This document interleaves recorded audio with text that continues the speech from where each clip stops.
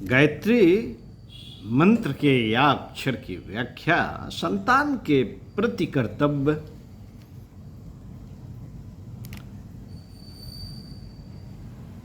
संतान माता पिता के अनुरूप ही होती है। पढ़कर सुना रहे हैं, आइए सुनते हैं। उपर्युक्त उद्धरण के पाठक अनुमान कर सकते हैं कि संतान के भले बुरे होने की जिम्मेदारी किस हद तक माता पिता के ऊपर है। यूं तो कोई कोई नीतिकार कह गए हैं, होए भले कै सुत बुरो, भलो बुरे कै होए, और दीपक से काजल प्रकट, कमल कीच से होए। पर यह दोहा केवल कवि की कलम की करामात ही है। हमारा कहने का आशय यह नहीं कि ऐसा कभी नहीं होता, पर ऐसा जब कभी होता है तो उसका कारण प्रायः माता पिता की कोई असावधानी ही होती है। बालक के शरीर की उत्पत्ति माता पिता के शरीर से होती है। जैसी खरी खोटी धातु गलाई जाएगी वैसा ही बर्तन बनेगा, जैसे ईंट चूने का प्रयोग होगा वैसा ही मकान बनेगा। यदि माता पिता के शरीर स्थूल या सूक्ष्म रोगों से ग्रसित हैं तो संतान पर भी उसका प्रभाव अवश्य पड़ेगा। शरीर शास्त्र के ज्ञाता यह भली भांति जानते हैं कि कितने ही रोग ऐसे हैं जो पीढ़ियों तक चलते हैं। कुष्ठ, उपदंश, मृगी, उन्माद, अर्श, क्षय आदि के बीजाणु माता पिता के शरीर में विद्यमान हों तो बहुधा उनका प्रभाव संतान में भी देखा जाता है। माता पिता के रंग रूप की छाया भी बालकों पर रहती है। गोरे या काले माता पिता की संतान प्रायः अपने माता पिता के रंग की ही होती है। माँ बाप के शरीर की कृशता या स्थूलता भी बालकों पर प्रकट होती देखी गई है। वेश, भाषा, संस्कृति, रुचि, आहार, विहार, आचार, विचार आदि बातों में भी बच्चे अपने माँ बाप का अनुसरण करते हैं।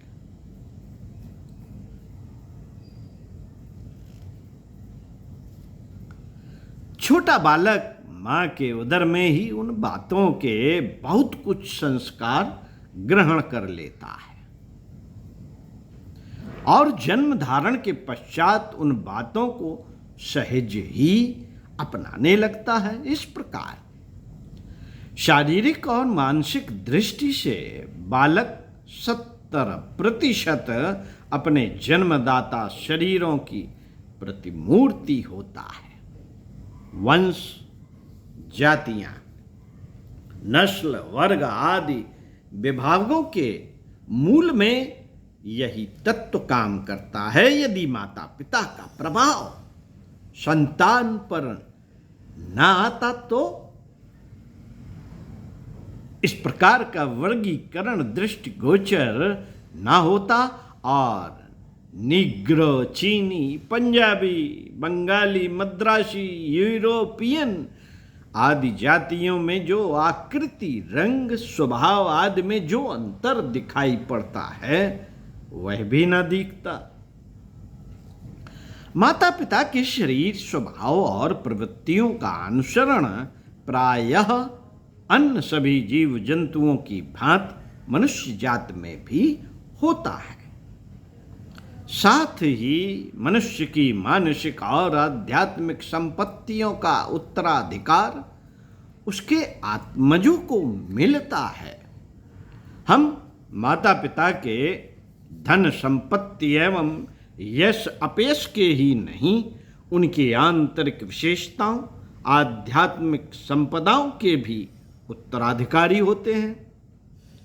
उत्तम ब्राह्मण कुल में बहुधा सात्विक मनोवृत्ति के बालक जन्मते हैं और बधिक, म्लेच्छ एवं कसाईयों के घरों में वैसी ही प्रकृति के बच्चे जन्मते और बनते हैं।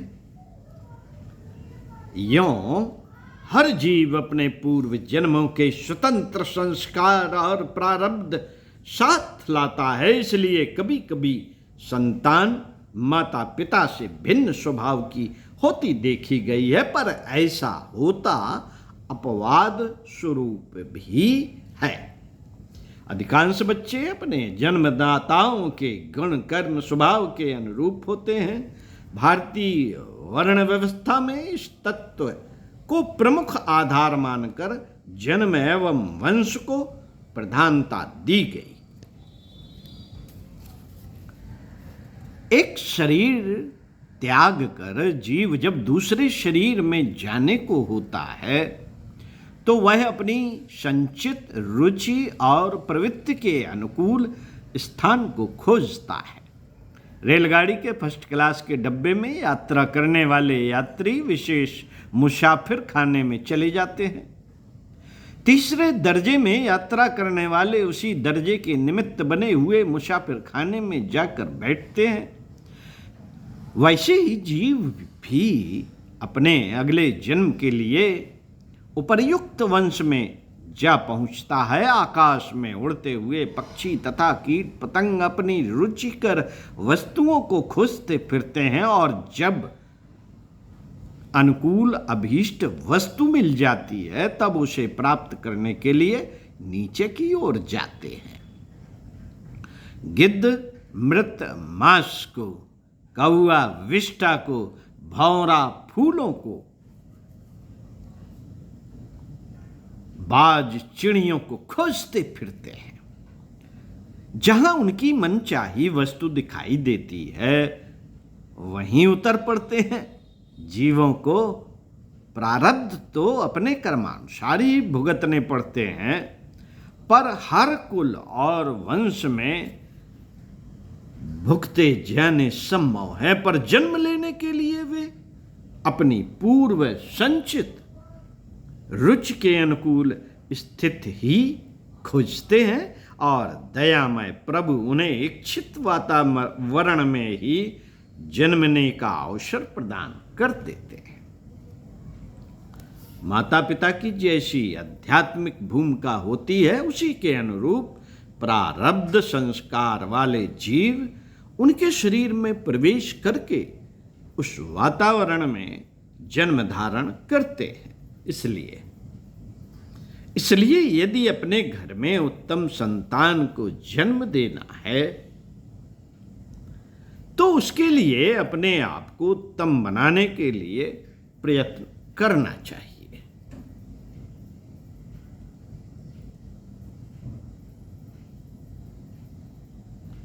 जो लोग स्वयं पतित दशा में हैं, जिनकी शारीरिक, मानसिक और आध्यात्मिक स्थिति गिरी हुई है, उनकी संतान भी दीनहीन ही रहेगी। मित्रों, संतानोत्पादन एक महान उत्तरदायित्व है जिसे उठाने के लिए बहुत समय पूर्व तैयारी करने की आवश्यकता है। किसी महत्वपूर्ण कार्य को सफलतापूर्वक पूर्ण करने के लिए जिस प्रकार उसके लिए सभी आवश्यक उपकरण इकट्ठे करने पड़ते हैं, उसी प्रकार उत्तम संतान प्राप्त करने के लिए जहां बालक की उत्तम शिक्षा दीक्षा की आवश्यकता है, वहां उसके जन्म से पूर्व वे परिस्थितियां उत्पन्न कर लेनी भी आवश्यक है जिनमें कोई उत्तम जीव स्थान ग्रहण कर सके।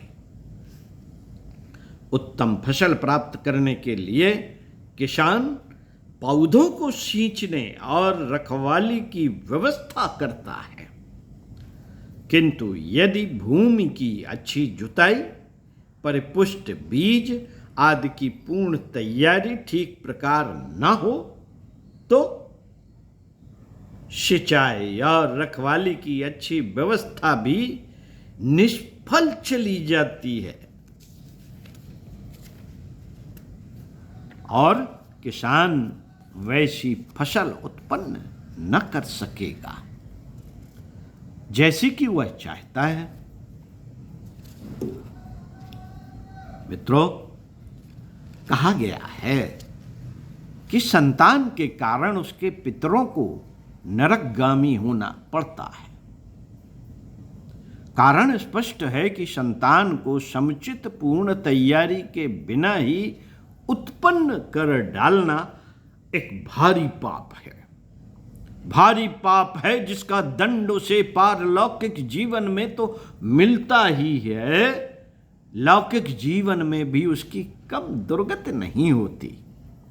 संतान की हीनता और नीचता से जो अनुचित कार्य होते हैं उनसे माता पिता की भी निंदा होती है, क्योंकि वे सुयोग्य संतान उत्पन्न करने का अपना उत्तरदायित्व पूरा करने में सफल न हो सके। जो व्यक्ति अनाधिकार चेष्टा करते हैं वे निंदा के पात्र होते हैं। मनुष्योचित गुण जिनमें ना हो वह तो पशु ही है। पशुओं की बात केवल काम प्रेरणा से गर्भाधान में प्रवृत्त हो जाना और एक असंस्कृत जीव उत्पन्न कर देना पशु प्रवृत्ति ही है। यह मनुष्यता के प्रति, देश और जाति के प्रति एक अपराध भी है, क्योंकि उनके पार्श्विक उद्देश्य के फलस्वरूप जो बालक उपजते हैं वे संसार के लिए अहितकर और अवांछनीय कार्य करते हैं। उनसे पृथ्वी का बोझ बढ़ता है और संसार में अनीत तथा अशांति की वृद्धि होती है। इस गड़बड़ी की जिम्मेदारी उन माता पिता पर है जो संतानोत्पत्ति का महान उत्तरदायित्व पूर्ण करने के पूर्व उसकी भावी संभावनाओं पर विचार नहीं करते। ऐसी गैर जिम्मेदारी किसी व्यक्ति की लौकिक और पारलौकिक दुर्गति का ही कारण हो सकती है। ऐसे पिता नरकगामी नहीं होंगे तो क्या स्वर्गगामी होंगे? मित्रों, आज हमारे परिवार क्लेश और कलह से भर रहे हैं। उनमें प्रधान कारण असंस्कृत संतान है, घर के मुखिया एवं बड़े बूढ़े छोटों की उद्दंडता, उच्छृंखलता, अनुशासनहीनता, चोरी,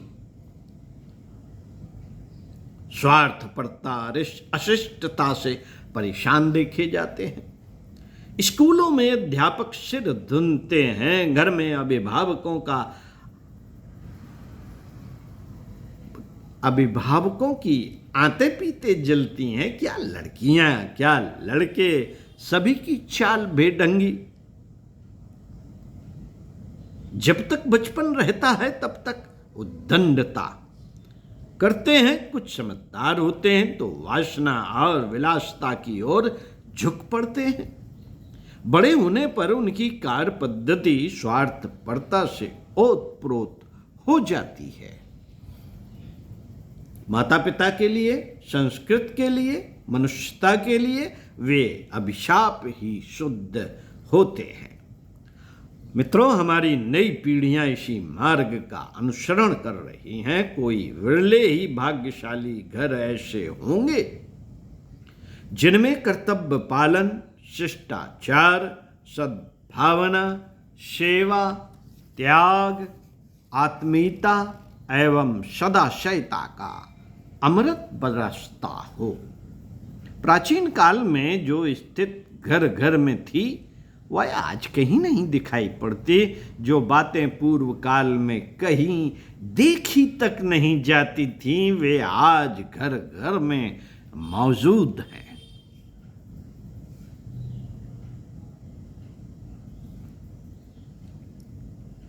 परिस्थितियों में इतना भारी परिवर्तन हो जाने के कारणों में सबसे बड़ा कारण माता पिता की गैर जिम्मेदारी है, जो संतानोत्पत्ति के लिए आवश्यक योग्यता प्राप्त किए बिना इस भारी उत्तरदायित्व को कंधे पर उठाने का दुस्साहस कर बैठते हैं।